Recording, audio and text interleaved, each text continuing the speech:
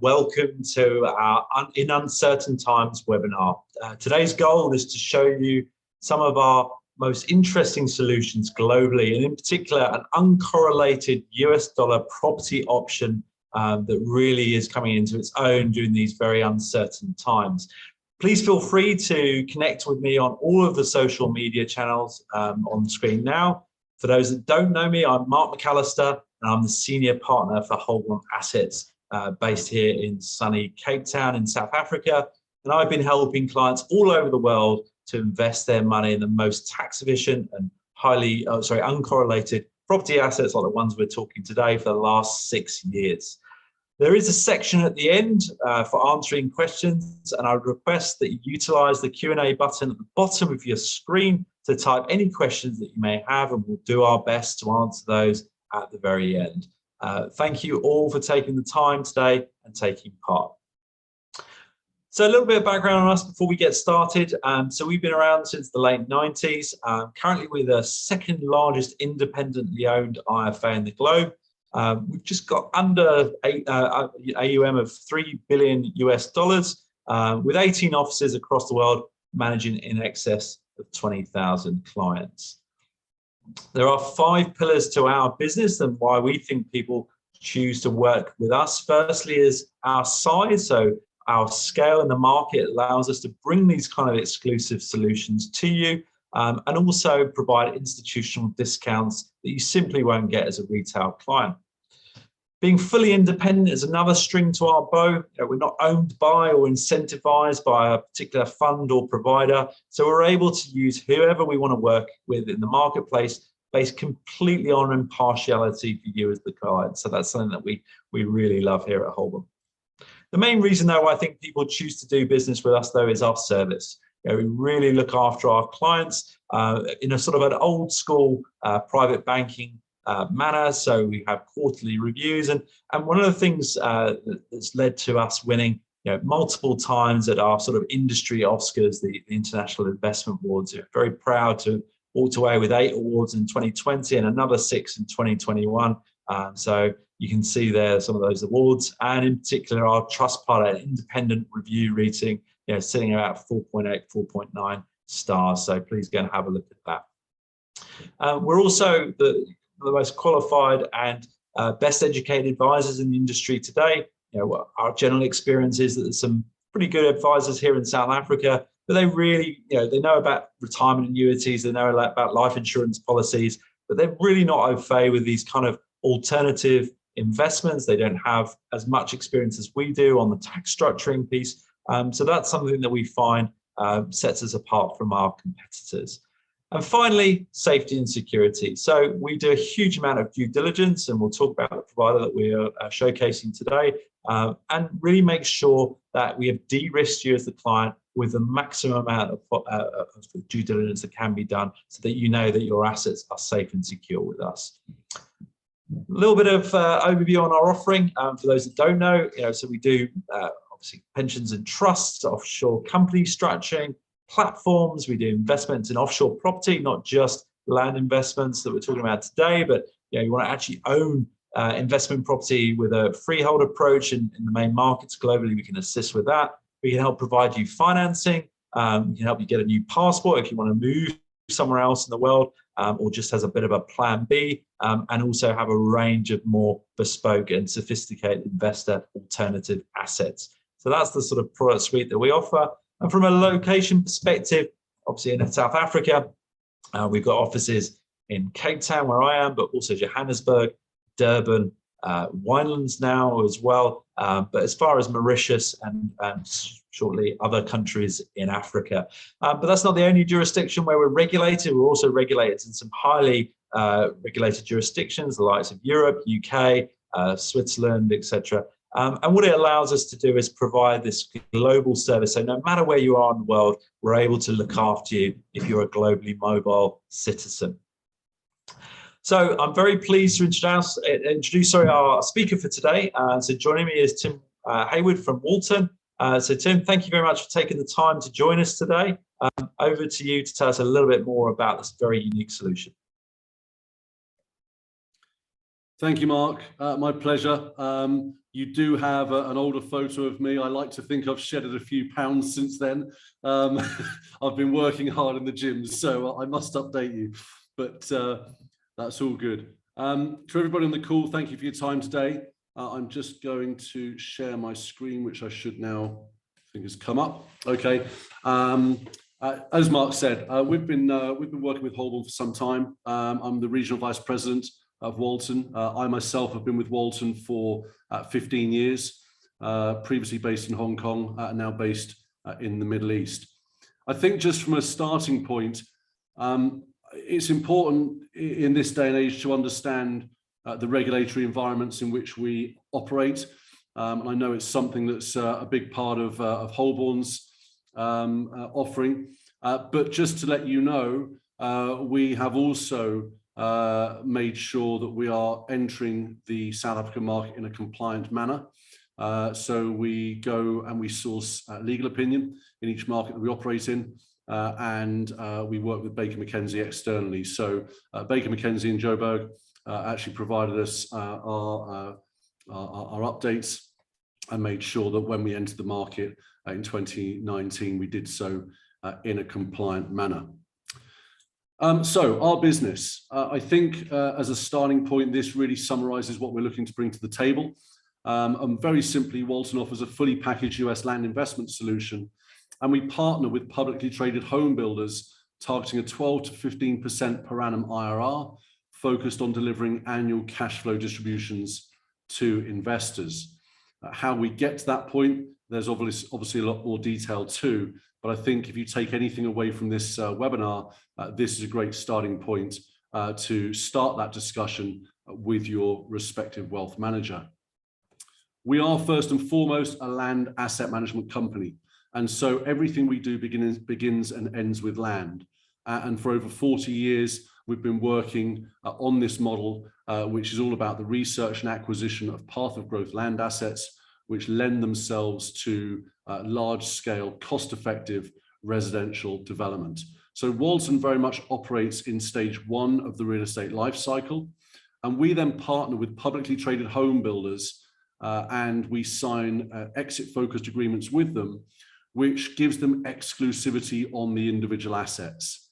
And what that allows them to do is to work through the planning processes with Walton, with our partners, our engineering consultants, and prepare the land ready for stage two, which of course is when the home builders come in, they put the infrastructure in place, basically the pipes, the water, the sewer utilities, and create fully serviced development lots, allowing stage three to take place, which is the home building itself. And these home builders operate on a large scale. They are building, anywhere from 20, 30, 50, 80,000 homes a year in the US. And what you're then left with, of course, is a fully developed out community. So Walton's focus is very much in stage one, and we have some fantastic relationships with the home builders who then look to take the land from us and our investors on typically a phase by phase basis, thus generating cash flow for investors. Some highlights of the investment: it is asset backed, it is secured by land title. So as an investor, you would become a physical title owner in a particular project in the US, and your name would be on title, freehold title. Minimum investment is $50,000, and it gives you an opportunity to participate in one of the strongest markets, if not the strongest market, housing market in the Western world.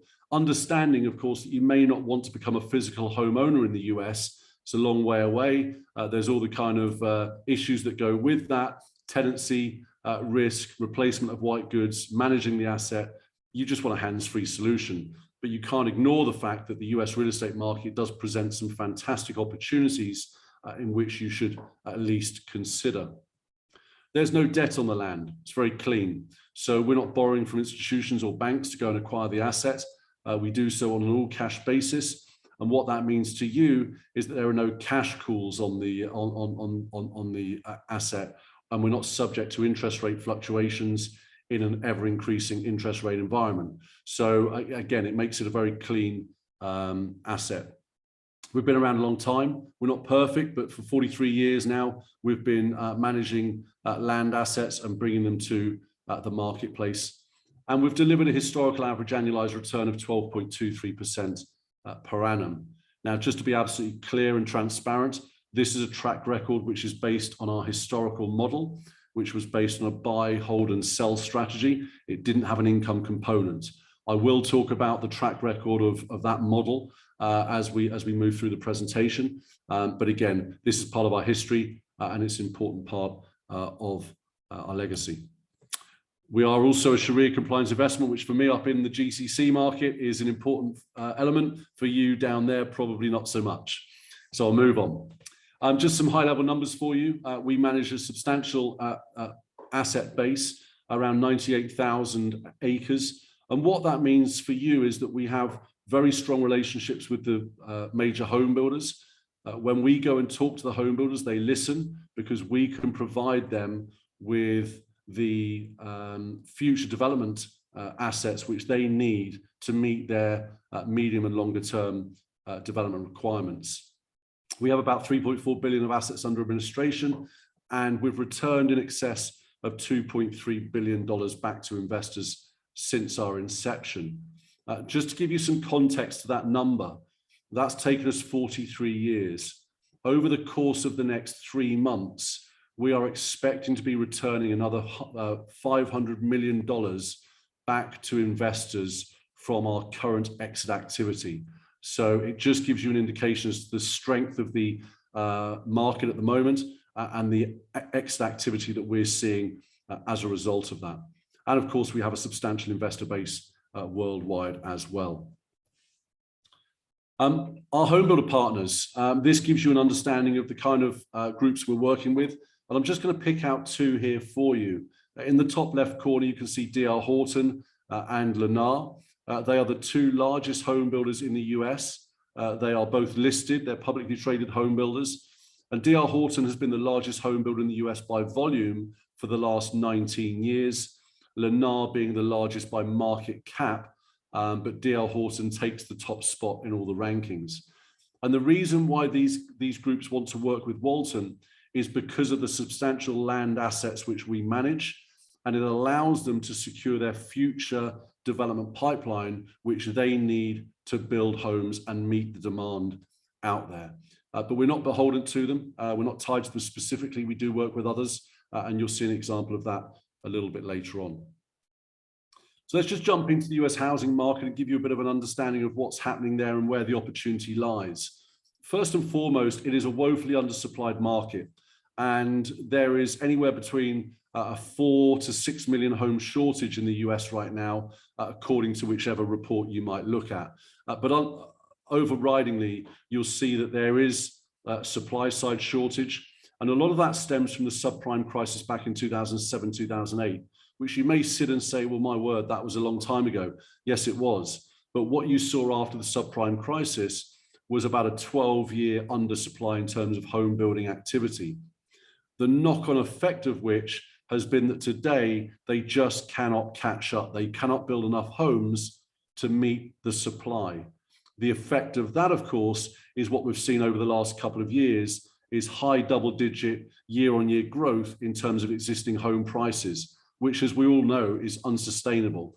One of the effects of interest rate increases is it starts to cool that element of the market. And so if price increases come down from the 14, 15, 16% year-over-year growth we've seen in the last couple of years down to a more normal range of, let's say, 5 to 8%, whilst the headline will read home prices drop, the reality is they're actually getting back to a more sustainable, realistic level.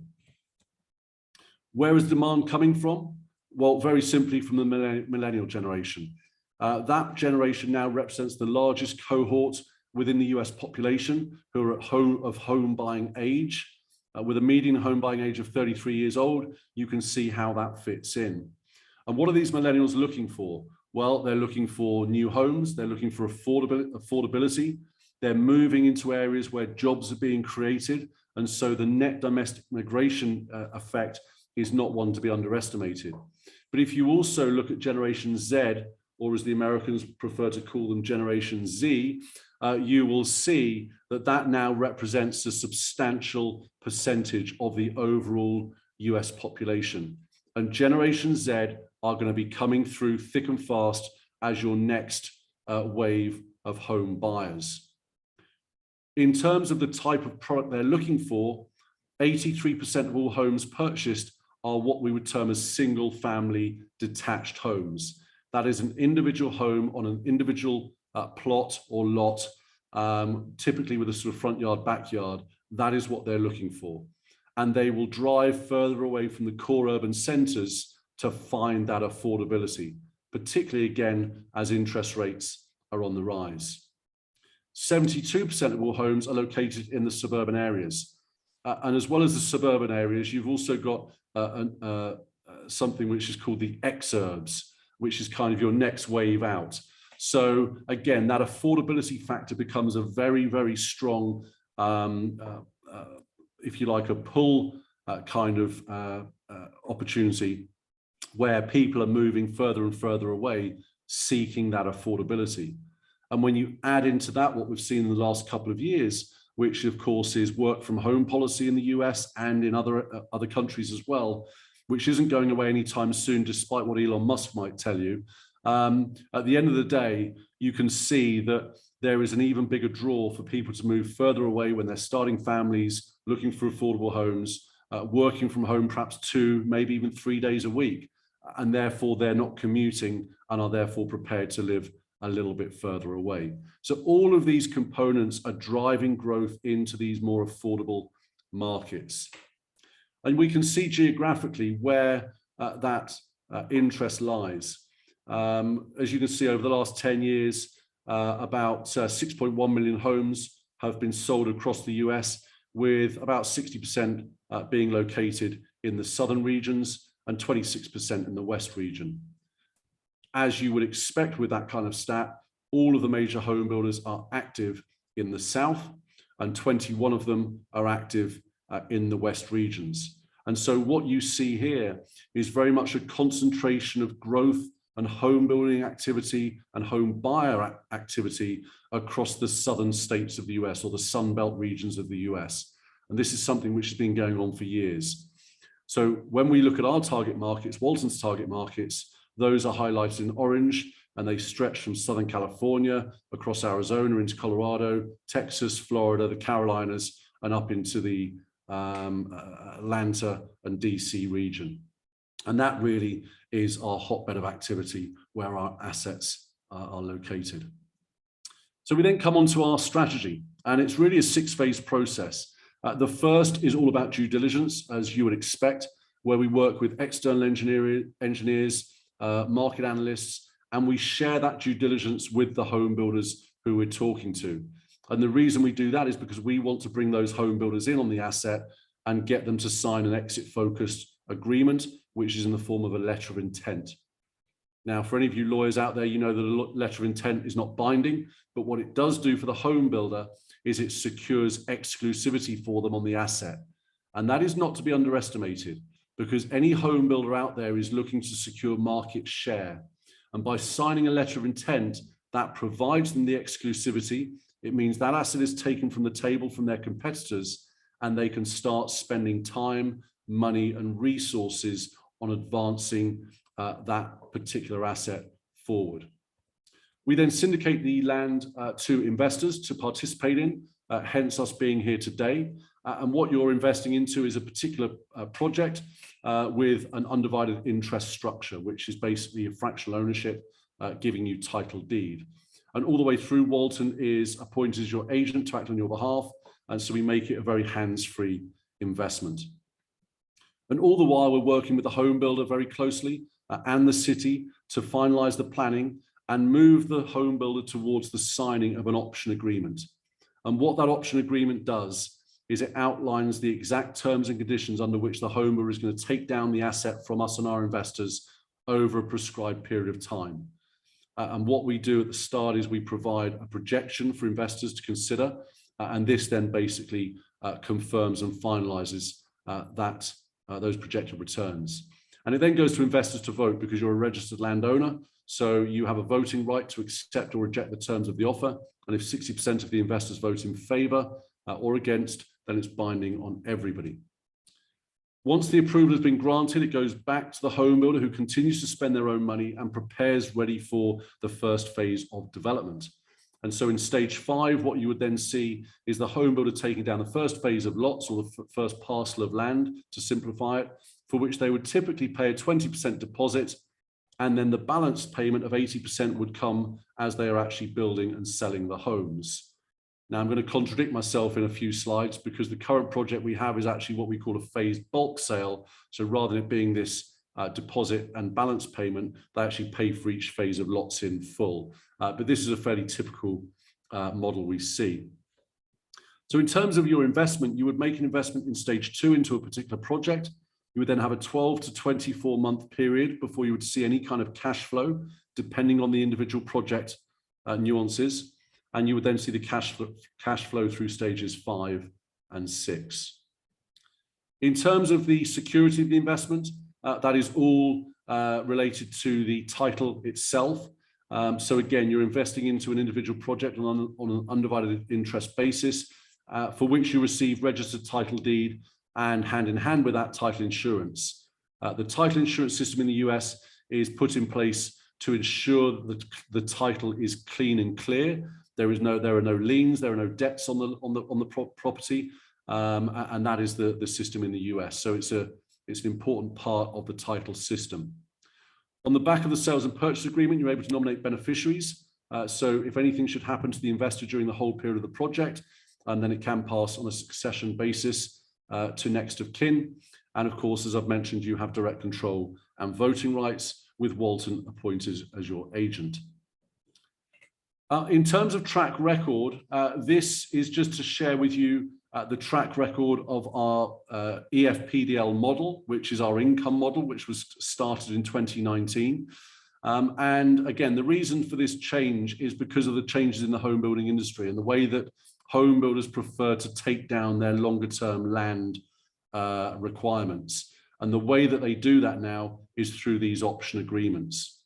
So we changed our strategy, the benefit of which is to bring cash flow or income to investors through the whole period, whereas before we didn't. And these are the projects which we've launched since. 24 projects for 4,500 acres and $211 million in total offering. And of those 24 projects, 12 of them have now received signed or a draft option agreement stage, which means they've had formal exit offers presented to investors. And they have returned a range of multiples from 1.52 times up to 3 times, and a projected net IRR of 10.9% per annum up to 44% per annum. Now, before anybody falls off their chair, I will just state that the 44% per annum is not the norm. So please don't get too excited. But what actually happened there, and it's a good example of the way these negotiations can go, is that the home builder actually was projected to take down 5 or 6 phases over 5 or 6 years. And through the negotiation, they actually said, look, we need to take these down much quicker because the demand is too strong. We want to take this down in 2 years. And as a result of that shortened duration, of course, that significantly increased the IRR for that project. In terms of those projects, what you can see here is a slide which demonstrates not only the different home builders that we've been working with throughout these, and you can see that we've sold more than 50% of these projects to D.R. Horton, the largest home builder in the US, but also it shows the more cautious approach that we've taken to underwriting these assets. And so you can see here the original projected return upon syndication, which is when investors were able to make their investment decision, an analysis. And next to that, you can see what we've actually delivered on those projects. And so across the board, for the most part, we've exceeded the original projections, which means we're doing a pretty good job in terms of underwriting the assets with a view to under-promising and over-delivering. And these are chronological, so the projects below that are actually going through their various processes now, but you can see a good chunk of those are actually in term negotiations as well, which means we'll be moving towards the option agreement and exit offer. So in summary, what we provide is really a pre-identified builder for the future exit of the project, and we secure their interest through the letter of intent, which then allows them to prepare for development ahead of the exit, committing their time, their capital, their resources to the deal. And of course, all the way through every single day that they're working, it makes the deal stickier and stickier. For our investors, that provides you some clarity on the investment timelines and the cash flow projections. And it really allows you to sit down with your wealth manager at Holborn and plan for the future and understand how Walton, as forming part of your investment portfolio, can bring good, healthy returns and cash flow that you may require. And of course, it generates investment returns from capital gains into a low volatility alternative real estate asset. So with that, I have got a couple of slides just to show you a current project. Mark, I can either pause here and then go into that, or I can cover it off straight through. It's up to you. That's fine, Tim. Let's crack on and just see the current developments. Okay, no problem. So Adamson is a current project available. It's located in Atlanta, about 40 minutes southwest of Atlanta in Coweta County. It is a 519-acre project. Total offering is about $23 million. We've got about $1 million of it left. And we've signed the exit-focused agreement with Dan Ryan Builders already. This is a phased bulk exit, and the projected cash flow is 2023 through to 2028, delivering a projected 18.5% per annum for a 1.8 multiple. Now, again, just to give you an understanding of where these numbers come from, when we launched this project about 2 months ago, the original projections were about 13.5% and about a 1.6x. The reason this upside is being delivered is because of the work we've already been doing with the home builder, who has refined the model, looked at increasing the number of lots in the project and increasing the lot price they are prepared to pay. And so that has allowed us to fine tune the model while that work is done. In terms of the market itself, it's a pretty strong market in terms of an employment corridor, but it's also surrounded by existing development, good school communities, employment centres and the like. And I'm not going to go through this in detail, but just to share with you, and I will share this information for you in more detail should you wish. In terms of the planning, that we've continued work on the planning with the home builder. And one of the wins that we've had recently, despite the fact that we're still actually syndicating the land out, is we've been successful in securing 3 entrance exit sites to the project. And that might not mean much to you, but what it means for us and for the home builder is that they can approach this in terms of development from multiple directions. They can bring infrastructure in from different directions. And ultimately for the home buyers who are looking to move into this community down the line, they're not going to be congested coming in and getting out through one exit alone. So it's quite a major accomplishment, and it just demonstrates again the work that we're doing already behind the scenes. The home builder in this project is Dan Ryan Builders, who are one of the top 30 home builders in the US. They're actually owned by Sumitomo Forestry, which is a large Japanese conglomerate. They've been going for centuries, and they moved into the home building industry in the last 5-10 years. What that means for us is they're very well capitalized, they can complete projects, and they have a successful track record of doing so. There you can see we have the exit focused agreement, which is signed as of the 16th of March, which provides that exclusivity for the home builder. And then finally, in terms of the cash flow and what it looks like, what you can see here is in each year, starting in 2023, the home builder is going to take down around 210 lots from us, and the proportionate title of those lots will transfer to the home builder. And they will pay in full about $7.7 million for that first phase, and then you can see the different amounts for later phases, for a total of about $43.5 million. For investors, what that means is based on a $100,000 investment, you can see the cash flow being generated in each year, which is a return of principal plus growth all the way through until 2028.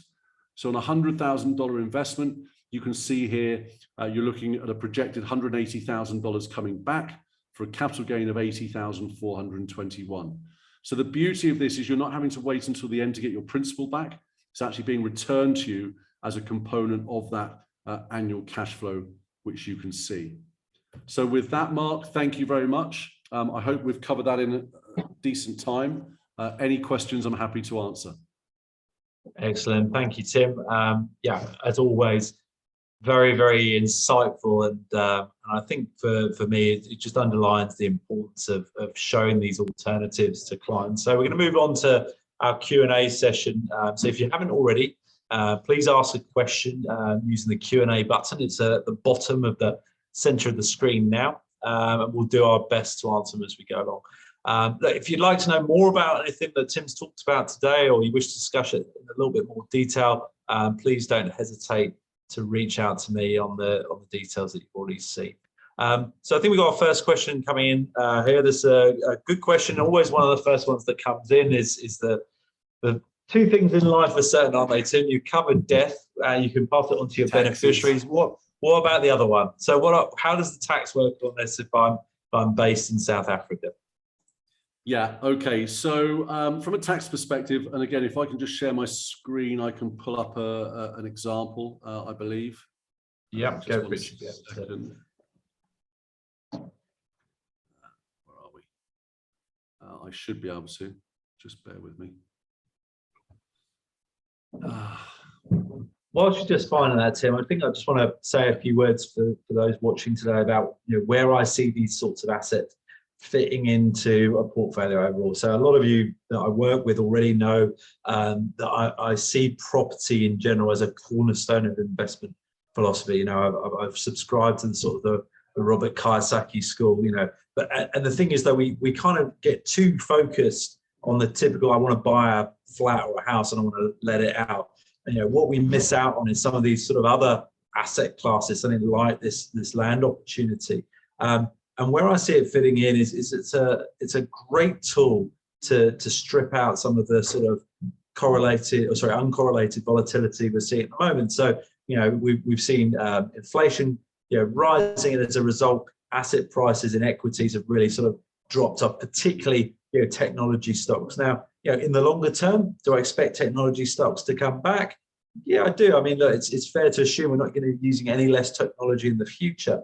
But pairing that portfolio that's a little bit riskier and maybe going to grow more in the long term, so 10, 20 years in the future, with something like this that has an excellent return profile and is in a nice, safe asset class like property, really makes sense. That's where I see it fit in.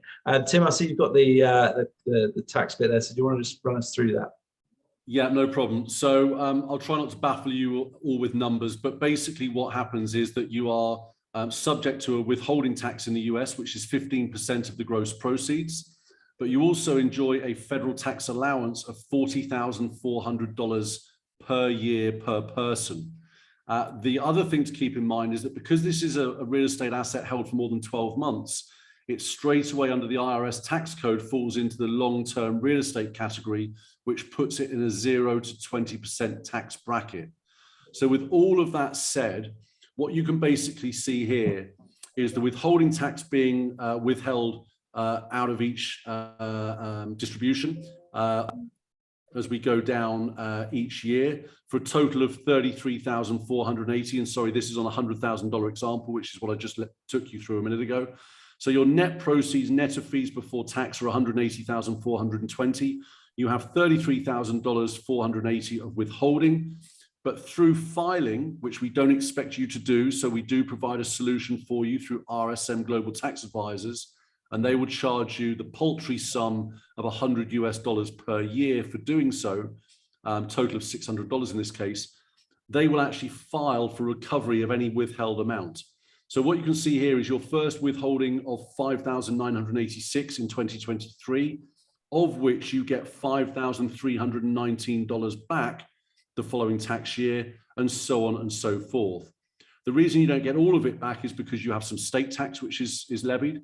But on $33,480 withheld, you get $29,799 back. So on a net basis after tax, based on $180,420 before tax, you're looking at $176,139 on a net basis after tax. So on a $100,000 example, as this is, you're looking at about $4,000 in tax, which really, to be honest, is not the end of the world. Sure. Okay, Tim, that's fantastic.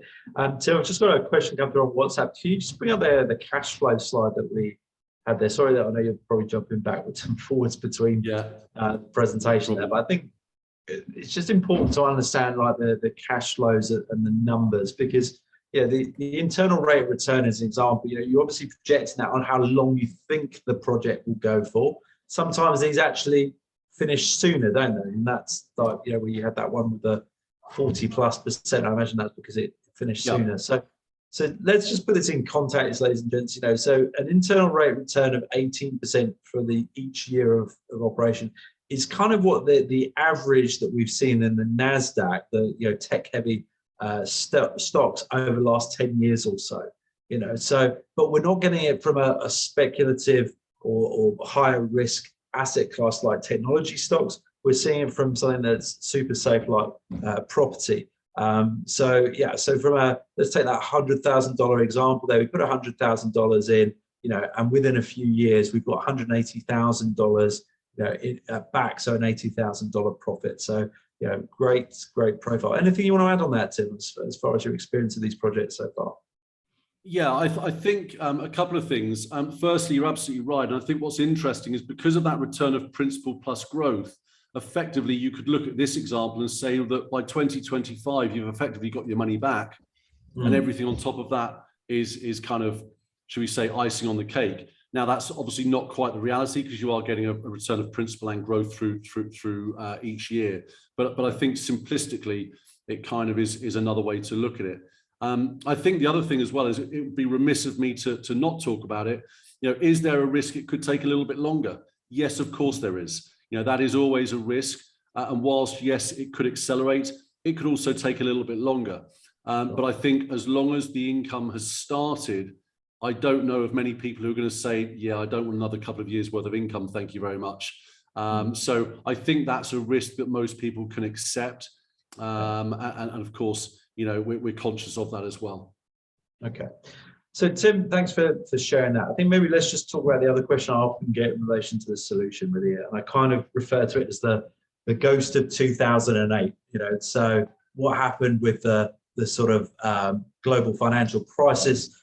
I think whichever commentator you look at the moment, what's going on with this recent sell-off, and I've got a few points on that, if I may, ladies and gentlemen, while we're just sat here, that the correction that we're seeing at the moment feels bad, right? And it feels worse than 2020, the most recent significant correction we saw at the beginning of the pandemic. Why does it feel worse and more pronounced? The reason is twofold. Firstly, it's gone on a bit longer. Okay, so the shock of the markets in March 2020 was up and down. It was what we call a V-shaped recovery. This one's taken about 6 months. It started off, for those who don't recall, in the third week of November, when there was an announcement of this thing called the Botswanian variant of COVID that then became Omicron, and then we went into the Federal Reserve. Will they, won't they, around rates, and then obviously what happened with Ukraine being invaded by Russia was the sort of peace to resistance. But why does it feel worse? And that's the thing, the sentiment is the thing that I find fascinating. It feels worse because in March 2020, being candid, a lot of us were worried about, were we going to survive this thing called COVID? Okay, so our minds were elsewhere, and the mainstream media was elsewhere as well. They were pumping stories, about how China was being locked down. They were building hospitals over a weekend, and all that sort of. You might remember all those stories and the lockdowns that are happening. We couldn't even go for a jog in South Africa, Tim. All that wide open space. We couldn't even go for a jog. But what I'm sort of driving at is that the sentiment feels terrible at the moment in markets in general, but it's because we're in a slightly different space to where we were a couple of years ago. I think it feels a little bit like 2008, but the fundamental difference between 2008 and now is that 2008 showed us a huge amount of systemic issues in the global financial system. There were things that were fundamentally broken that, when the tide went out, we sort of saw who was swimming without shorts, that kind of analogy. It doesn't feel like that now. And the sort of the scaremongering around a recession doesn't seem right either, because actually, when you look at the data, unemployment isn't a problem, and unemployment normally at least flatlines or becomes more of an issue. Before a recession, we're not seeing that yet. I was speaking to a client of mine the other day, flies for work all over the world. He's in the mining sector, and he said to me, "Mark, I'm struggling to get flights. That business class is full all the time. It's not the kind of things that you would see really in the run up to a recession. So either we're potentially going to have a mild recession, or maybe there might not be a recession at all." To boot, on top of that, we then saw the Fed came out literally the last week and said, we see inflation somewhere around about 5% at the end of this year, 2.5% or so next year, maybe about 2% the year after that. So the inflation boogeyman that everyone is talking about seems to be subsiding in most people's minds. So Tim, with that sort of very, candid sort of overview, where do you see things for US land and home building? What do you think's on the horizon for the American economy? Yeah, I think there's a lot of moving parts at the moment. It's certainly an interesting topic, and we could debate it for hours, I'm sure. I think first and foremost, I'm just going to come back to that supply and demand side to start with, because, at the end of the day, there is a massive imbalance there. And that has caused some real issues. And of course, as I've said, it has really caused a big run up in terms of existing home prices. The way that they're going to come off is rising interest rates, because again, the affordability factor won't be there. What's that going to do? It's going to drive people further afield into more affordable markets.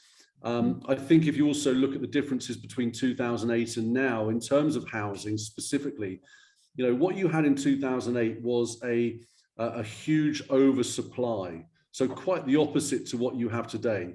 There was speculative building.